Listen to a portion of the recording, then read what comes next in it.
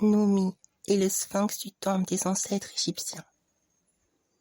Bonjour à tous et à toutes. Je suis très heureux et infiniment reconnaissant de pouvoir venir vers vous aujourd'hui afin de vous partager un autre conte intitulé Numi et le sphinx du temple des ancêtres égyptiens. J'espère de tout cœur qu'elle vous plaira également et je vous remercie encore du fond du cœur pour toute votre gentillesse, votre attention et votre compréhension. Merci infiniment à toutes et à tous.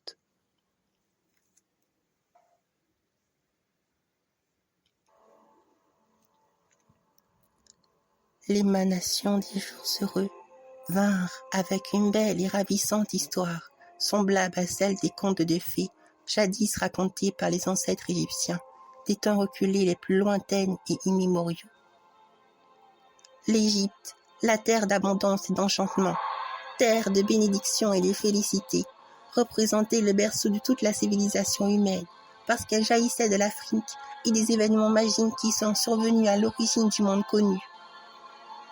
Autrefois, de nombreuses créatures féeriques vivaient parmi ces humains, honorables, qui furent très sages et qui rayonnaient l'amour tout autour d'eux. Mais ces humains se faisaient rares, lorsque la détresse vint s'emparer de leur cœur empli de paix et de joie, par des êtres semblables aux leurs, qui oublièrent le sens du sacré, qui furent tout simplement jaloux et envieux du pouvoir qui résidait de leur bonté d'âme sans fin.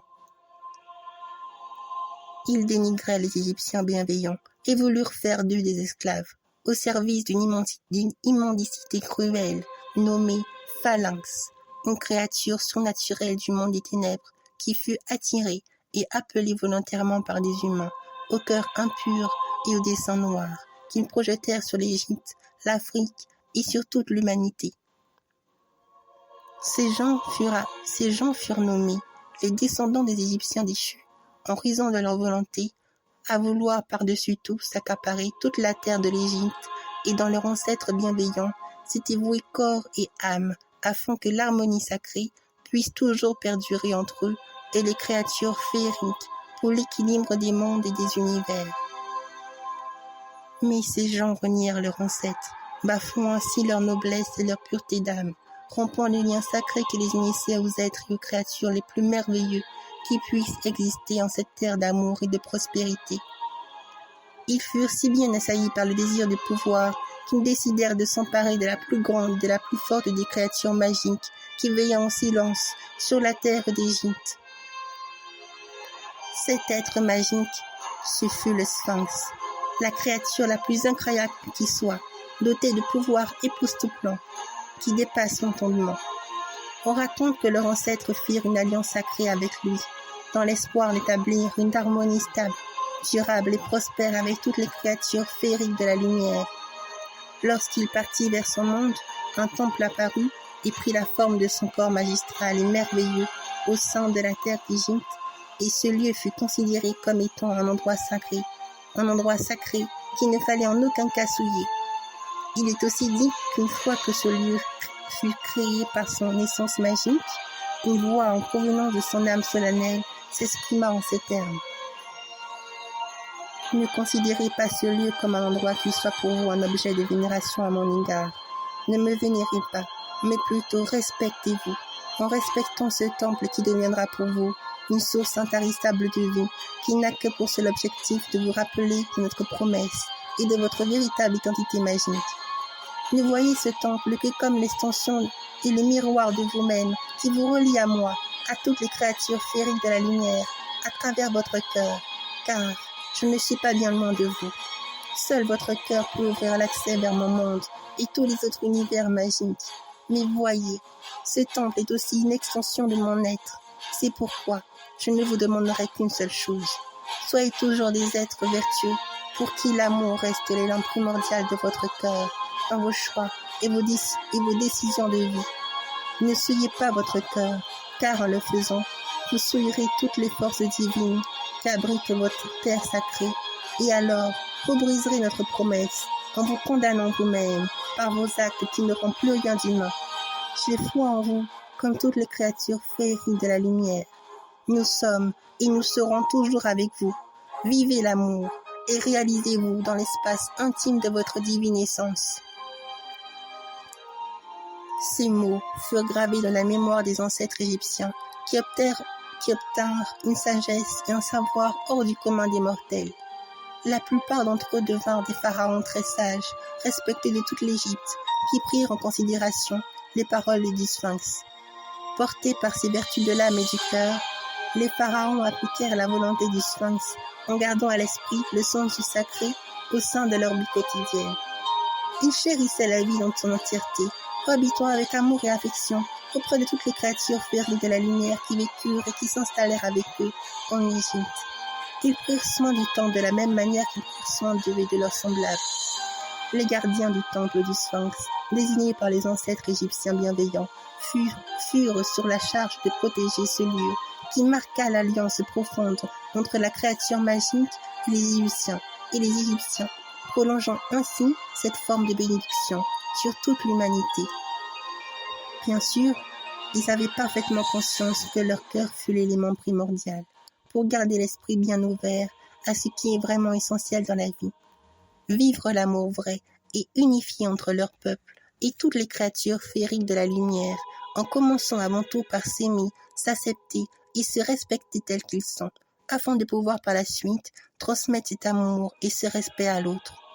Ils ne cherchèrent point à vénérer le temple du Sphinx, à en faire un objet de culte religieux, parce que leur cœur se souvenait des paroles sages qu'il employa afin de les rappeler à l'ordre, à la justesse de ce qui s'avère réellement essentiel dans la vie pour avancer durablement et se réaliser pleinement comme étant de véritables êtres souverains, dignes de respect et de confiance.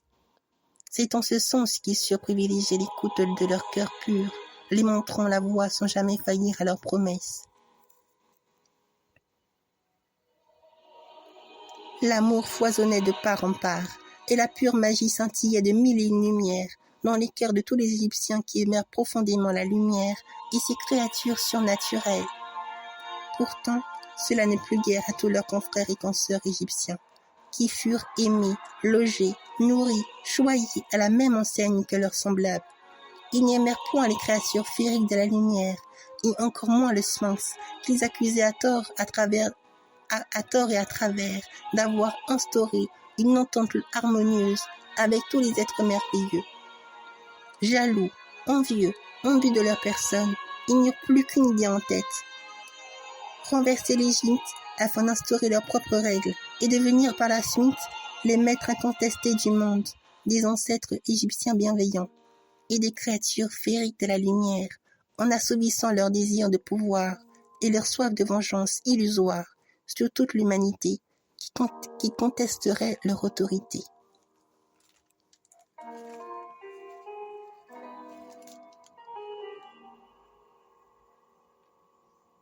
Chapitre 1. Entre ombre et lumière. Fort heureux de constater la bêtise humaine, le phalanx, attiré par leur propre méchanceté, voulut leur tendre un piège encore plus grand.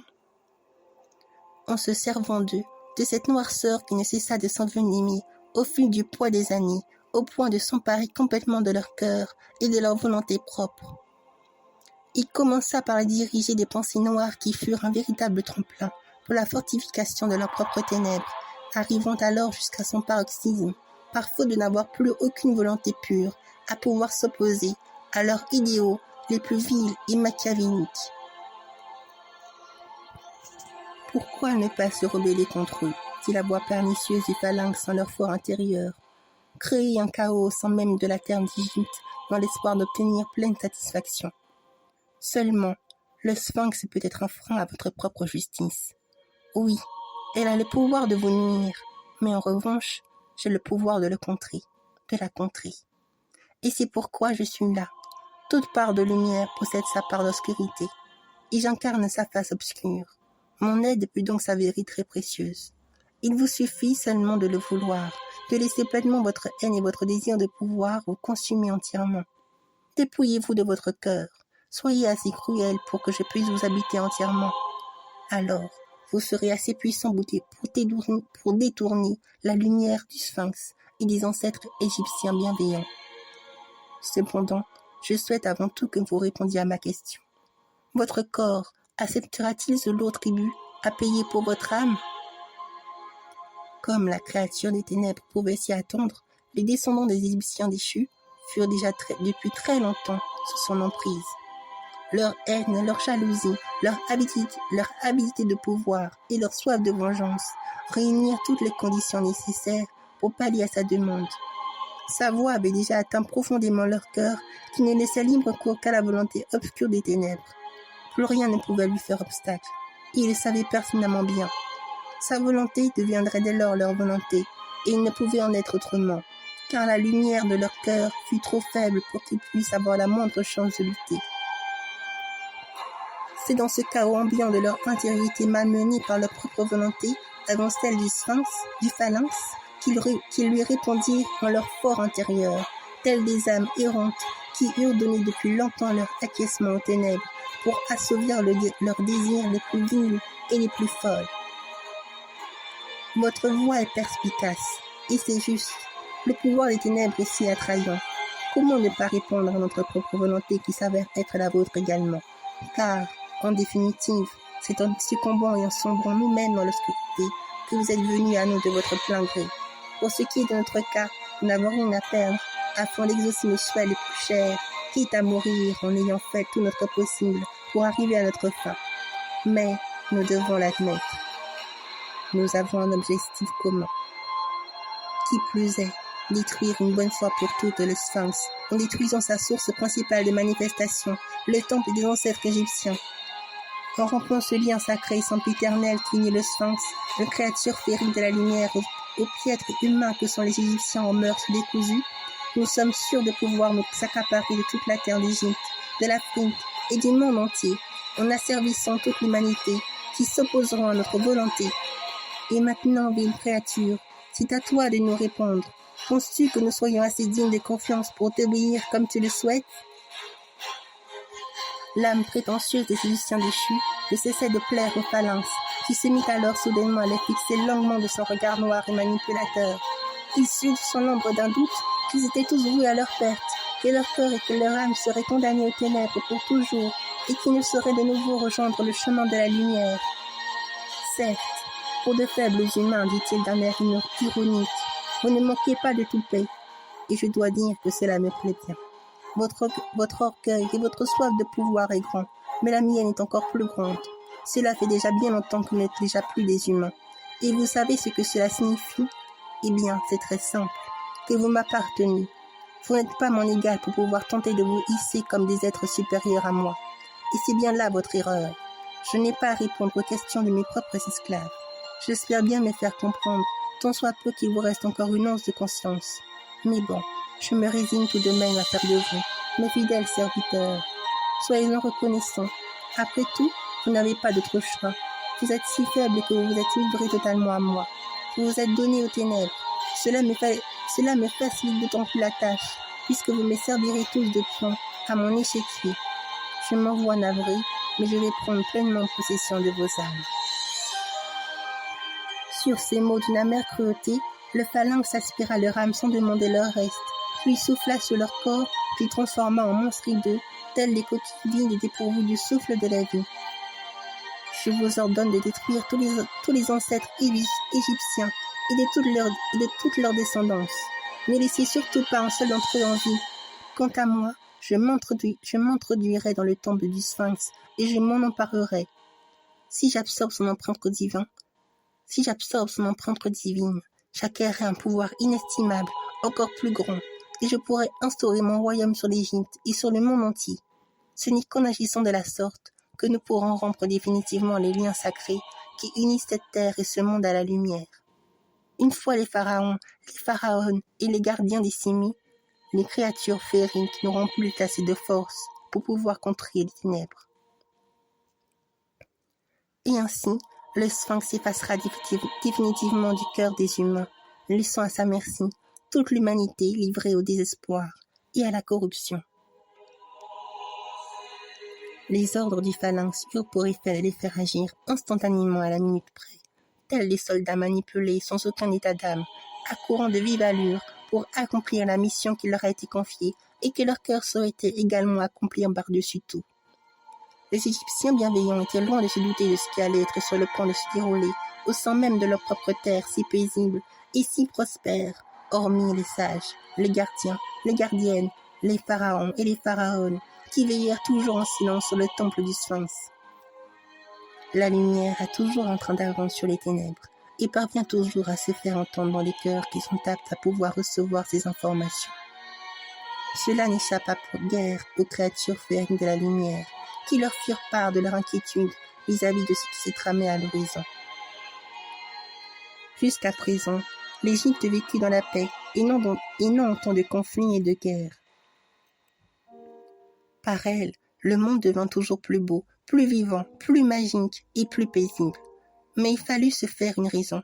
Le moindre mouvement des ténèbres sur la terre d'Égypte accablèrent tant les créatures féeriques de la lumière qu'ils peinèrent à défendre l'héritage sacré des Égyptiens et de l'humanité les liant à eux, aux forces pures de la lumière divine. Mais c'est aussi dans cette situation périlleuse qu'ils surent ce que les descendants des Égyptiens malveillants firent pour assouvir la volonté illusoire de leurs propres ténèbres.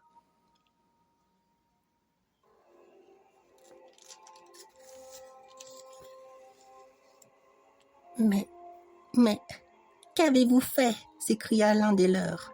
Regardez maintenant ce que vous êtes devenus. Vous avez donné votre âme aux ténèbres. Quelle tristesse! Malheur à vous et à votre descendance, qui ne vivra et qui ne verra plus la lumière. Tels des monstres vous êtes devenus, tels des monstres vous resterez, parce que votre âme n'est plus, vous n'existez plus, et à cause de vous, les créatures féeriques ne pourront plus vivre avec vous durant très longtemps. Vous avez souillé cette terre sacrée, rompu les liens sacrés qui nous unissaient à vous, jusqu'à vous allier aux créatures des ténèbres pour détruire vos semblables, qui restent malgré tout fidèles à leur cœur, à la lumière qui vous a fait vivre depuis toutes ces années et qui vous aime tant, jusqu'à n'en plus finir. Vous voilà bel et bien condamnés à vivre sous la bannière des ténèbres. Mais c'est vous et vous seuls qui vous êtes condamnés. La lumière ne vous reconnaît plus comme faisant partie intégrante de la vie. Cependant, nous ne vous laisserons pas faire. La souillure de vos âmes déchues ne parviendra jamais à s'accaparer des cœurs de tous vos semblables, de la terre d'Égypte et du monde entier. Nous sommes là pour éveiller, et nous resterons toujours auprès de ceux qui méritent et qui sont dignes de recevoir notre bénédiction et notre lumière. Les Égyptiens bienveillants, vivant en harmonie avec la nature profonde de leur cœur et de la vie, nous font pleinement honneur. Ils ne faillissent pas et ne failliront jamais à leurs promesses du cœur, comme vous qui n'avez pas même hésité à donner toute votre âme aux ténèbres. Ils ont acquis l'intelligence de la lumière, et c'est pourquoi ils seront élevés. Mais vous l'avez délaissée avant même d'en avoir pris connaissance et de l'avoir acquise. Vous êtes tombés bien bas. Vous nous étiez pourtant si chers. Quelle était donc la raison d'un tel acte?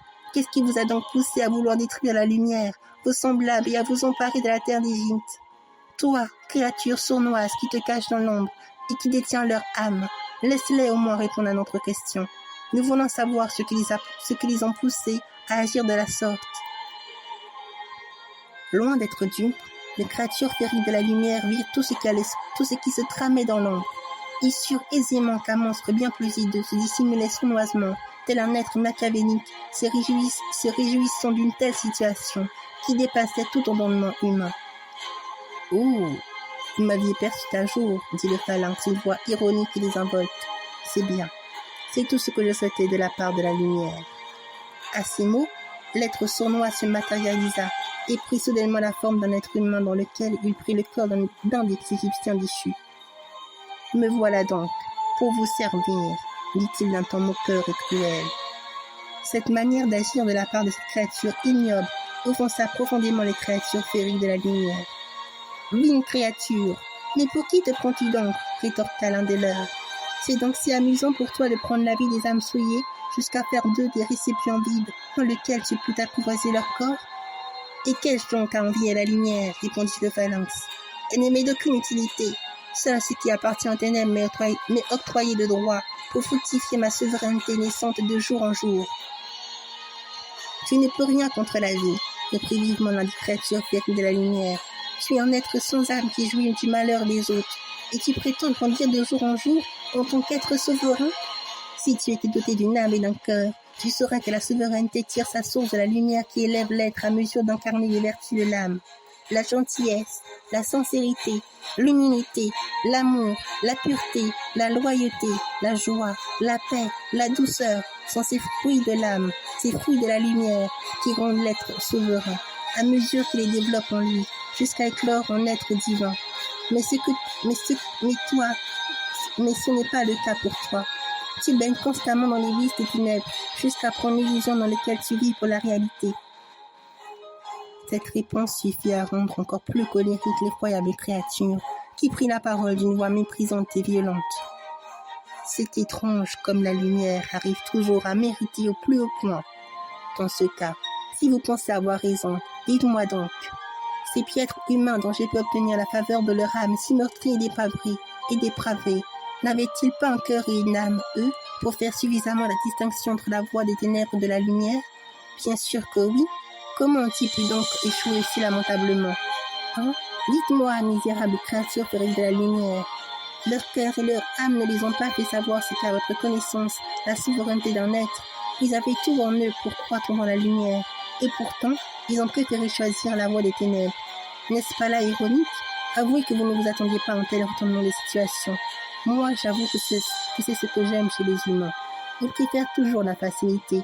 Ils ont un goût, une préférence innée pour l'obscurité. Voyez-vous, pour nous, les créatures des ténèbres, la haine, la vengeance, la jalousie, l'envie, le pouvoir, la destruction sont ces fruits de l'ombre, ce que vous appelez les vices. Et oui, je l'avoue devant vous comme la lumière. Les vices nous plaisent et renforcent notre force. Elles nous nourrissent de l'intérieur. Et comme l'humain est plus enclin à cultiver les vices plutôt que les vertus, ils nous permettent de prendre possession de ce monde qui tombe pas à pas à la merci des ténèbres. Croyez-vous donc que je ne m'en suis pas aperçu, créature féerique de la lumière? Votre maintenance physique en ce monde est en train de disparaître à mesure que les hommes se complaisent dans les vices des ténèbres. Vous perdez toujours un peu plus de votre force. Bientôt, vous n'existerez plus parmi ces pitoyables humains. Et alors, je pourrais me hisser en maître absolu en prenant possession du temple du Sphinx, la plus grande des créatures féeriques de la lumière, dans lequel je bâtirai mon sanctuaire jusqu'à étendre mon empire sur l'Égypte, l'Afrique et le monde entier. Cette créature ne ressentait aucune crainte face à la lumière. Il pensait être plus grand, plus fort, plus souverain que les créatures féeriques de la lumière. Mais cette réalité illusoire n'avait rien à voir avec la réalité de l'amour. Le phalanx les offusquait terriblement, le voyant comme un être dépourvu lui-même de vie, tel un monstre vide qui n'existe pas et qui se croit réellement au même plan, voire au-dessus de la lumière divine. C'en est assez, tonna un des leurs d'une voix solennelle. Qui plus est, tu n'es pas non plus à plein de créatures de l'ombre. Ces humains qui ont eu un cœur et une âme ont bien eu un aperçu de ce qu'est la souveraineté, du point de vue de la lumière, mais ils l'ont très vite abandonnée, préférant s'engluer dans les vicissitudes des ténèbres. Ils n'ont pas été fidèles à la voix pure et sage de leur cœur, et leur propre bassesse à vouloir se fourvoyer dans les ténèbres les ont fait oublier ce qu'est la lumière. Tout simplement, le peu d'intelligence de la lumière qu'ils avaient reçue a été remplacé par l'intelligence illusoire et erronée des ténèbres. Tes paroles nous répugnent et nous attristent beaucoup, sombre créature. Mais par toi, nous savons ce qui les ont poussés à agir de la sorte. Il n'est plus nécessaire de les laisser exprimer leur âme, puisqu'ils partagent ta propre volonté. C'est regrettable, mais nous n'avons plus le choix. Pour protéger cette terre sacrée, les êtres vivants, et ce monde qui nous est cher, nous allons devoir vous bannir définitivement de la lumière. À leurs mots, les êtres féeriques firent jaillir une lumière radieuse qui encerclèrent instantanément le phalanx et les Égyptiens déchus. Mais curieusement, la sombre créature les laissa faire, comme étant persuadée qu'il aura bel et bien le dernier mot dans cette bataille. « Ah, la lumière !» s'exprima-t-il d'un ton moqueur et sûr de lui. « Si vous saviez comme je l'envie. Elle parvient toujours à vaincre les ténèbres, à se hisser contre les forces obscures qui veulent dominer le monde, les êtres, les cœurs. Oui, tous les univers possibles et inimaginables. À cause de la lumière, nous avons échoué à plusieurs reprises. Cependant, nous apprenons de nos erreurs afin de pouvoir espérer un jour la surpasser. Et ce jour, voyez-vous, est enfin arrivé. D'un pas assuré et victorieux, le phalanx ayant pris le corps d'un être humain, avança de vive allure vers la barrière lumineuse des créatures féeriques, puis posa une main dessus en l'absorbant avec toute la force des ténèbres. « Comment est-ce possible ?» s'exclament en chœur les créatures de la lumière. « Tu as su briser la force pure de la lumière qui réside dans nos cœurs, et pourtant tu n'existes pas. Comment une âme vidée de toute essence de vie peut-elle encore lutter face à l'énergie primordiale de la source divine et tenter par la même occasion d'exister pleinement au sein de la lumière divine? Pour la première fois, une créature de l'ombre vient à nous heurter au point que c'en est presque incompréhensible. « Vous croyez ?» répliqua-t-il avec véhémence et contrariété. « Et pourtant c'est très simple à comprendre. Mon ascension n'a plus rien à envier à la lumière, parce que je possède maintenant à mon effigie des âmes humaines sur cette terre si sacrée et si prospère. En me donnant de leur plein gré leur âme, mon pouvoir s'est accentué jusqu'à pouvoir s'ériger en maître absolu des ténèbres. Jusqu'à pouvoir s'ériger en maître absolu des ténèbres. La terre d'Égypte s'écroulera, que vous le vouliez ou non.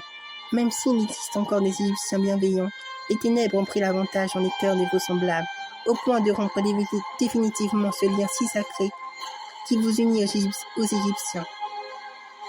C'est ici que la promesse faite aux Sphinx et à toutes les créatures féeriques de la lumière est sur le point de disparaître.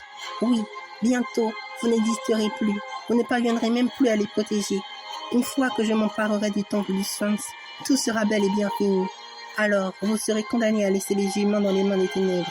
Je serai élevé en maître, seigneur des ténèbres qui assouvira son autorité jusque dans les mondes des humains de la surface. En s'emparant des âmes des Égyptiens, des âmes des Égyptiens déchus, la sombre créature obtint sans conteste un pouvoir obscur qui défia tout bonnement la raison. Ces 100 000 âmes humaines qui se sont livrées à lui et qui partagent sa même volonté n'ont fait qu'accroître sa force ténébreuse, car ces âmes faisaient aussi partie des Égyptiens dans leur ancêtre reçu des dons des liens sacrés inestimables avec la lumière divine. L'acte injuste et envieux des âmes égyptiens déchus eut donc pour conséquence de souiller la terre d'Égypte et de rompre la promesse faite aux Sphinx, jusqu'à affaiblir considérablement la lumière des créatures féeriques et surnaturelles. Les Égyptiens bienveillants, qui furent fidèles à leur promesse et en la lumière, n'étaient point nombreux, pas moins de 5 000. La lumière faiblissait et les ténèbres s'en réjouissaient. Des nuages apparurent en force, faisant tomber une averse de plus en plus déchaînée. Les éléments de la nature, comme les animaux aux alentours, semblaient sentir ce qui s'approchait au loin. Tout n'était plus qu'une question de temps. La lumière allait-elle pour autant tout abandonner, se résigner au sort funeste que le prépare les ténèbres? Non, elle ne peut tout simplement agir de la sorte, parce qu'elle entrevoit toujours l'espoir que les ténèbres ne pourront aucun cas percevoir. Certes, nous comprenons maintenant d'où tu tiens ce pouvoir que tu viens d'acquérir, reprit solennellement l'une des créatures féeriques de la lumière.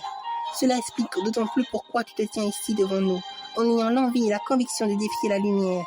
La sueur de ces âmes dont tu t'es accaparé pèse de lourdes conséquences sur l'Égypte, l'Afrique et toute l'humanité. Elle nous pèse également, nous qui faisons partie de la lumière. Cependant, nous sommes liés aux Égyptiens bienveillants qui font honneur à la lumière divine. Et nous ne les abandonnerons jamais. Quoi que tu fasses, tu ne parviendras jamais à parvenir à tes fins. La lumière voit tout et sait déjà ce qui va s'accomplir, en entrevoyant toujours le meilleur des scénarios possibles. Nous savons quel est ton but, et nous savons aussi que tu vas échouer, même si la force des ténèbres nous forcera à partir pour la plupart d'entre nous. La force pure de la lumière, logée dans les cœurs des humains bienveillants, subsistera toujours et nous attirera à eux. Ainsi, nous reviendrons, plus forts que jamais, à travers la lumière qui jaillira de leur âme pure, pour établir l'harmonie avec les humains. Et tu tomberas de haut, par les cœurs des semblables que tu as pris, tournés vers la lumière de leur cœur et de leurs ancêtres bienveillants. Quitte à mourir d'épuisement, nous ne vous laisserons pas faire. Nous resterons toujours fidèles à cette terre sacrée et aux Égyptiens bienveillants qui ont permis à la lumière divine d'apporter la paix, la joie, l'harmonie et la vie magique dans le monde entier, au point de recevoir des dons inestimables et inépuisables, marquant l'alliance profonde qui unit les humains aux créatures féeriques de la lumière, et jamais tu ne réussiras à briser ce lien éternel qui nous unit à eux. La détermination faramineuse dont les êtres de lumière faisaient preuve réussit à déstabiliser un tant soit peu l'effroyable créature qui se gonfla encore plus de colère et d'orgueil. C'est d'un ton abrupt et sauvage qui s'exprima en ces termes. Vous m'êtes étrangement calme et cela me perturbe un peu. Il faut dire que la lumière sait trouver les bons mots pour me rendre encore plus impitoyable que je ne suis déjà.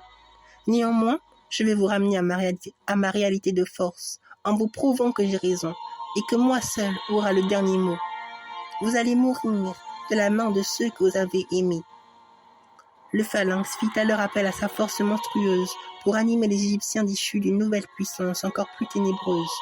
Il profita de leur faiblesse et de leur perte de pouvoir pour les attaquer à travers les Égyptiens déchus. Les créatures féries de la lumière étaient pourtant bel et bien prêtes à lutter jusqu'au bout, au point de mourir sur les coups de ceux qu'ils ont pu aimer. Car leur grand cœur pur ne surblessait leur corps, qui dépérissait à vue d'œil. Cette scène accabla tant leur âme, qui n'y put rien faire pour les en empêcher. Quelle tristesse, répondit alors une petite fille à l'agonie. Nous allons mourir des mains de ceux que nous avons tant aimés.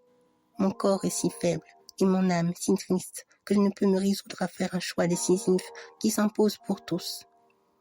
Veuillez me pardonner, ma famille de lumière. J'espère qu'un jour, la lumière de l'harmonie renaîtra de nouveau sur cette terre qui m'est si chère, sur les Égyptiens et sur tous les cœurs d'autrui. Tu n'as pas à t'en vouloir, rétorqua Sylphide, une elfe de l'air, qui se sentait de plus en plus asphyxiée par l'air dénaturé qu'apporta les ténèbres du phalanx et des Égyptiens déchus. Comme toi et bon nombre d'entre nous, cette fin si tragique ne m'enchante guère, mais je garde toutefois bon espoir que la lumière reviendra de nouveau rétablir l'harmonie entre les êtres féeriques et les humains. Maintenant, la seule chose que nous pouvons faire est d'honorer les êtres vivants qui nous sont chers.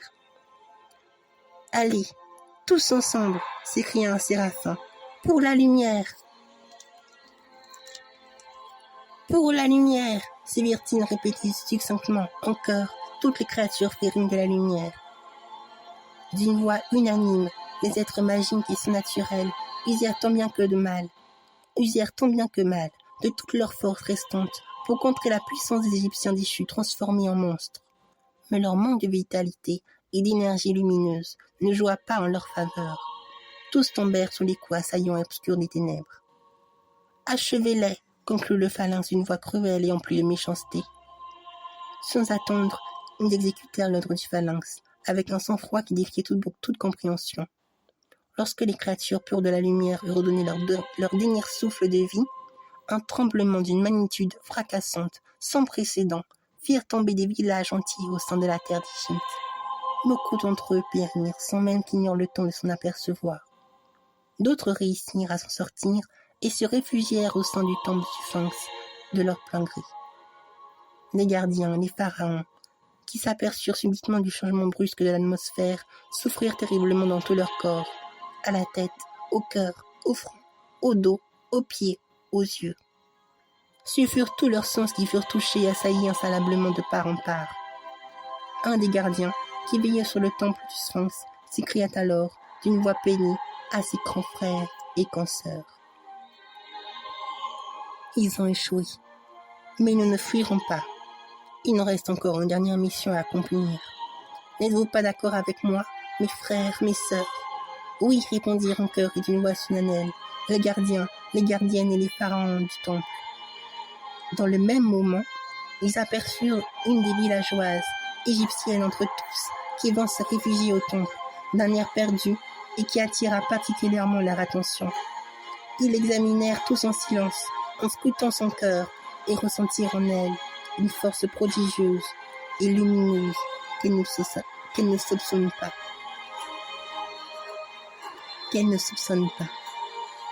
C'est elle, se virent-ils tous entendre leur fleur intérieure, une voix féerique et majestueuse. Lorsqu'elle vous adressera la parole, conduisez-la au temple et remettez-lui la boîte contenant les artefacts divins. Elle seule est en mesure de les activer. Ayez foi en elle comme vous avez foi en votre propre lumière intérieure. Sans se poser des questions et comprir que la voix qu'ils venaient d'entendre était celle du Sphinx, qui anima sans cesse leur âme vertueuse, emplie de lumière. Gardant leur calme, ils agirent exactement comme la voix pure du Sphinx leur a demandé, en leur âme et conscience. Ils surent infailliblement qu'ils firent le bon choix, parce que le Sphinx et toutes les créatures féeriques de la lumière faisaient partie intégrante de leur cœur.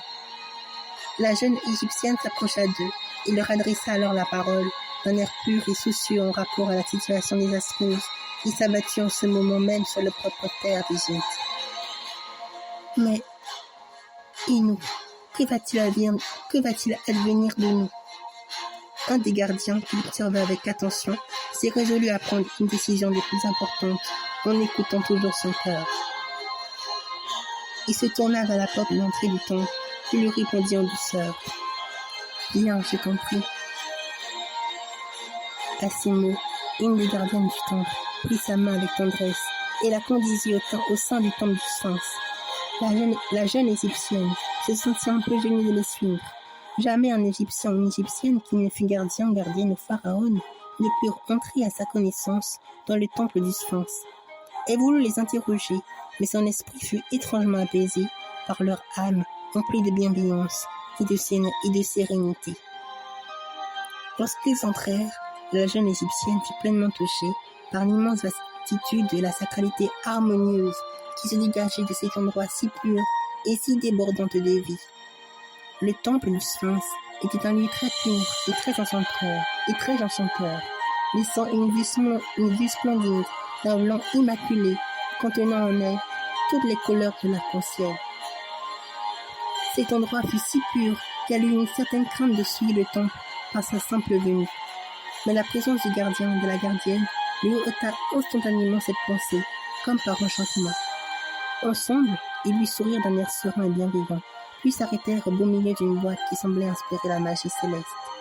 Le gardien fléchit alors ses genoux pour prendre l'objet sacré, puis la donna à la jeune Égyptienne en disant « Ton cœur est pur, tu es digne de prendre avec toi la boîte magique contenant les artefacts divins. Cependant, promets-nous de ne l'ouvrir qu'à partir du moment où tu seras en lieu sûr. » « Tu dois survivre, » répliqua gentiment la gardienne. « Il le faut, tu en es capable. Surtout, prends-en grand soin. Ils te seront d'un grand secours contre les ténèbres. » La jeune Égyptienne ne savait trop quoi penser de tout cela. Elle ne comprenait plus ce qui se passait. Elle s'écria alors, d'un air perdu. « Je ne comprends pas. Pourquoi me transmettre à moi ces objets sacrés? Et puis, que suis-je censé en faire? Qu'attendiez-vous réellement de moi? » En la voyant se questionner de la sorte, le gardien et la gardienne se regardèrent dans les yeux, en souriant harmonieusement, puis se mirent à scruter profondément le regard pur et gracieux de la jeune femme égyptienne. « Écoute, ma jeune enfant, dit le gardien en prenant la parole. Ces quelques mots que nous allons te révéler vont peut-être te choquer, mais sache que c'est bien et bien la pure vérité. Le Sphinx nous a parlé, reprit soudainement d'une voix convaincante la gardienne. Lorsque nous t'avons vu accourir près du temple, la voix du Sphinx n'a cessé de retentir en nous, jusqu'à ce que nous puissions voir la magnificence mirobolante de ton âme si pure et si touchante. En t'adressant à nous, le Sphinx nous montra délibérément qu'elle t'a choisi en vue de tous les efforts que tu as pu accomplir en faisant le bien tout autour de toi. Tout ce qu'il nous montra se produit dans l'espace d'un instant. C'est précisément ta gentillesse envers les autres qui a attiré les êtres merveilleux et le Sphinx jusqu'à toi. Et c'est aussi la raison pour laquelle ils t'ont conduit jusqu'à nous, sans même que tu le saches par toi-même. Bien sûr, peut-être ne comprends-tu pas ce que nous sommes en train de te dire, mais peu importe.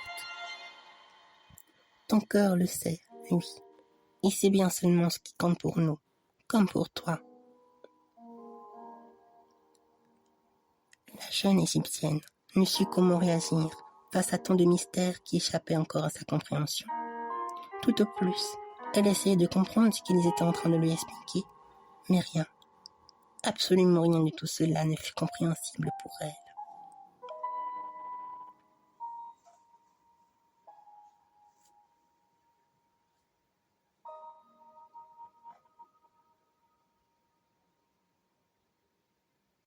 Oui.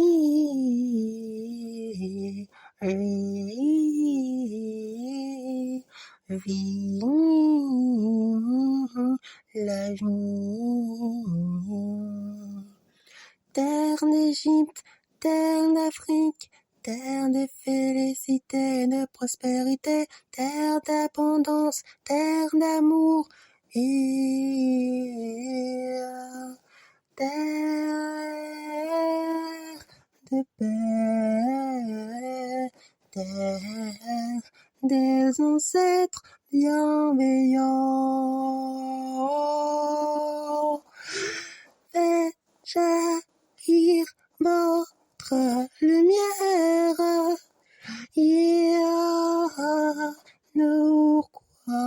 Pourquoi n'oubliez pas cette promesse du cœur et de l'âme que le sphinx et que toutes les créatures merveilleuses vous ont confiées.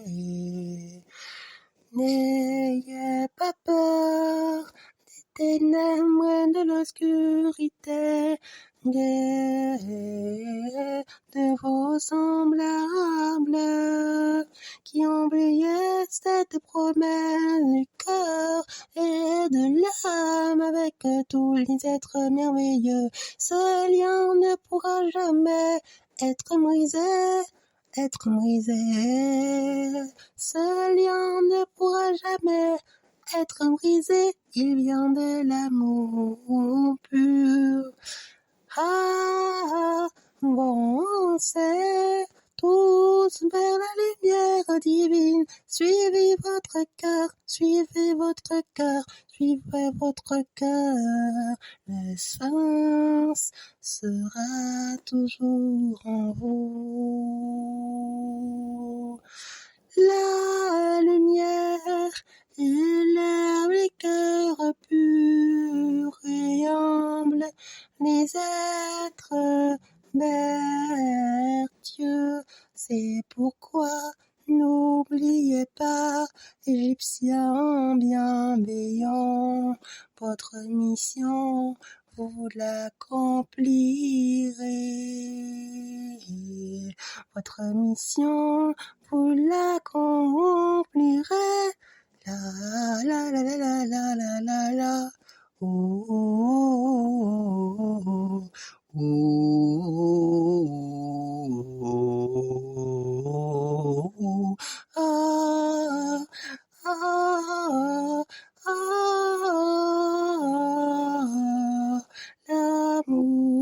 l'amour est plus fort que tout. L'amour est plus fort que tout. Faites jaillir votre lumière, faites jaillir votre lumière, allez, faites jaillir votre lumière, allez, faites jaillir votre lumière, faites jaillir votre lumière, allez, faites jaillir votre lumière, allez, faites jaillir votre lumière, allez tous ensemble, allez tous ensemble, allez tous ensemble, jusqu'à l'infini d'amour,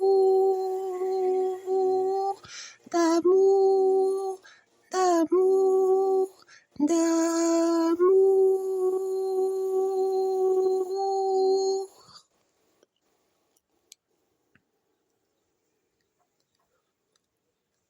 Merci infiniment à toutes et à tous d'avoir pu écouter ce petit conte et aussi cette chanson. Et je souhaite aussi de tout mon cœur remercier l'artiste Rosen pour lequel j'ai utilisé une de ses chansons de ce fond musicaux pour ce petit conte. Alors je le remercie de tout cœur pour tout. Et je vous remercie aussi toutes et tous qui avez écouté ce petit conte, ce petit audio. Je vous remercie du fond du cœur pour tout. Soyez comblés de grâce, de pure bénédiction enchanteresse et de pure magie, de pure féerie, jusqu'à l'infini d'amour. Voilà. Au revoir et à bientôt.